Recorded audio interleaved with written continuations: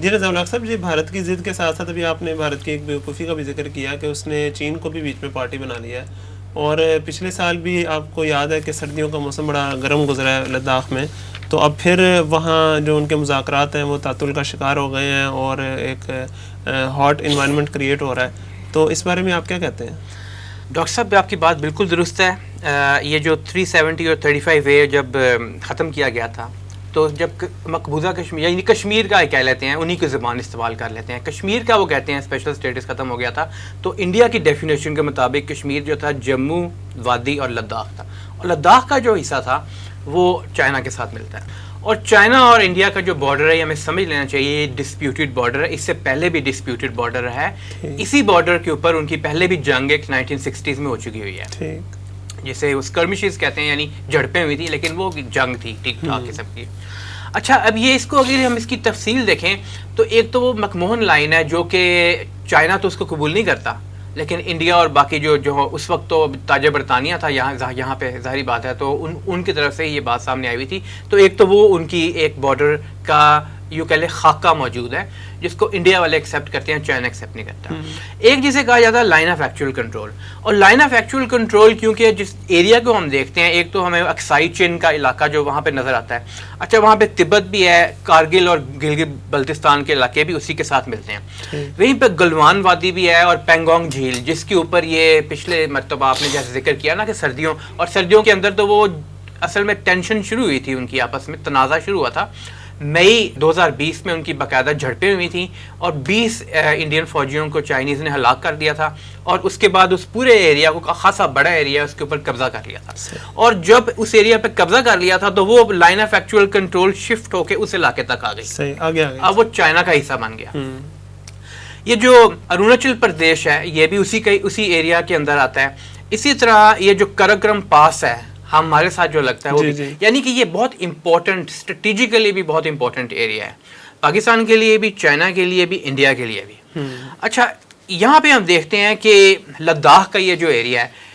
3440 kilometre کی ایک پوری سرحد ہے جو ڈسپیوٹڈ ہے، اسی کو لائن آف ایکچوئل کنٹرول اصل میں کہا جاتا ہے نا. اب دونوں طرف سے جب سے یہ سیز فائر ہوا تھا 2020 میں، اس وقت سے نیگوسیشنز تو چل رہی تھیں، جو کہ محسوس ہو رہا تھا اس وقت بھی کہ یہ جو بیل ہے یہ منڈے چڑھنے والی نہیں ہے، کیونکہ دونوں طرف سے اس حوالے سے تحفظات کا اظہار کیا جاتا تھا. خاص طور پہ چائنیز یہ کہتے تھے کہ انڈیا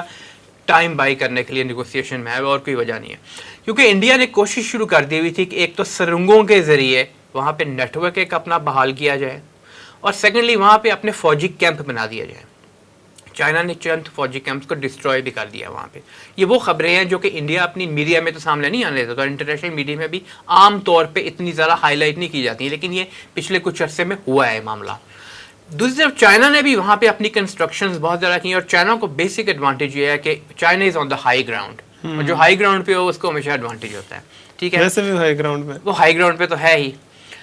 سیکنڈلی ابھی چائنا نے ایک نیا لا پاس کیا ہے کہ 1 جنوری 2022 جو فوج ہے چائنیز اس کو ایڈیشنل پاورز دے دی جائیں گی کہ وہ جتنے 14 بارڈرز وہاں پہ یا بارڈر کراسنگز وہاں پہ لگتی ہیں ان پہ ایڈیشنل پیٹرولنگ بھی کر سکتی ہے،